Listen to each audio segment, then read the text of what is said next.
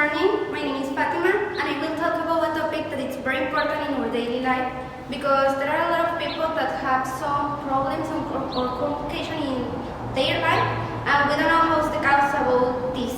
I explain you what is this causes, consequence, complication and others.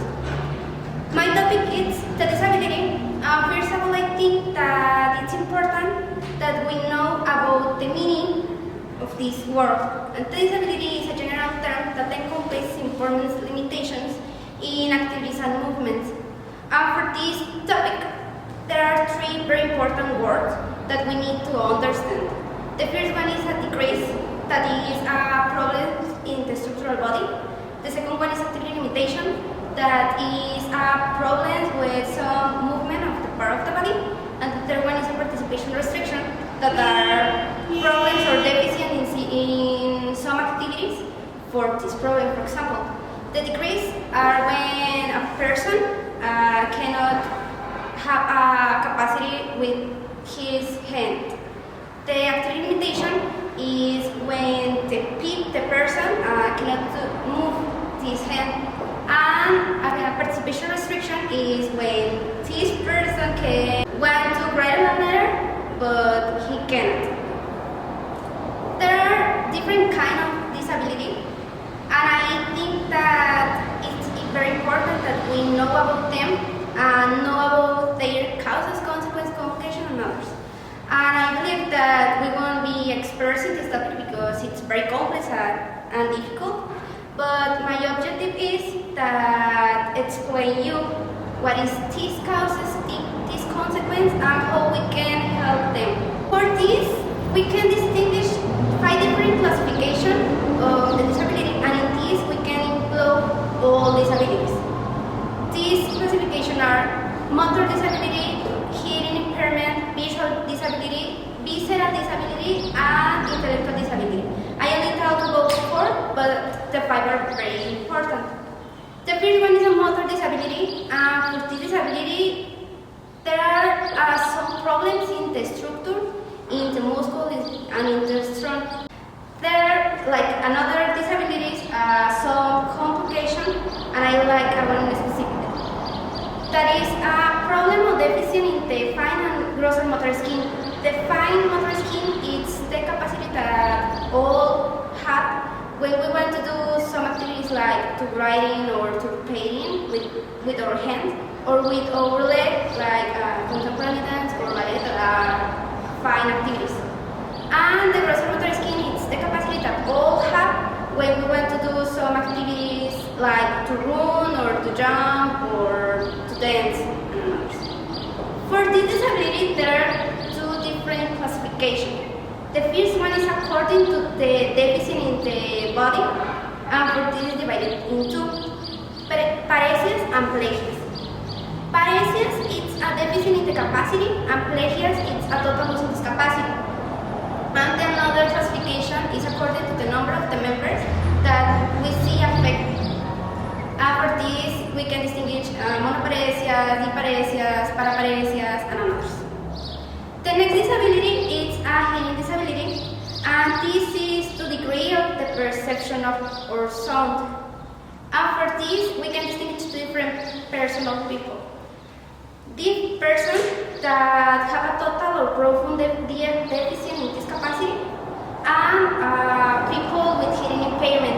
And these people have a little deficit in this capacity, and for this have a hearing aid. And for this disability, also there are 2 different classifications. The first one is divided in 3. Genetic, like is hereditary. Acquired, that is when the person didn't born with this disability and appear in their life. And congenital is divided in 2. The first one is perinatal, that is due to the mother or by the mother, like measles and rubella. And prenatal is by traumatic, very traumatic, prolonged labor, anoxia, premature. And another classification is very similar to the previous, but have some difference. For example, this is divided into congenital and acquired. I say that it's congenital when the baby born with this disability or appear before 3 years. And acquired is when the people didn't born with the disability but appear after 3 years for disease, traumatic, old age, and others. The next disability is a visual disability, and this is for the information that obtained through the visual channel. And for the disability, we can distinguish two different personal people. The first one is blind people, and they don't obtain any information through the visual channel. And there are people with visual impairment, and these obtain a little information through the visual channel. Approximately, there are 295 million people that have this disability.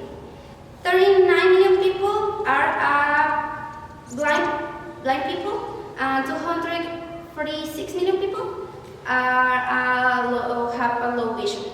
And for the disability, there are 3 different classifications that are very similar to the previous. That is genetic, cardiac, and congenital. It's very similar, it's the same.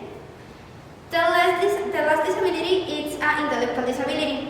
The intellectual disability is different than the previous because this is a state of the person. This isn't a disease. This is a state of the person that accompanies the person through his life. Each person has their particularity.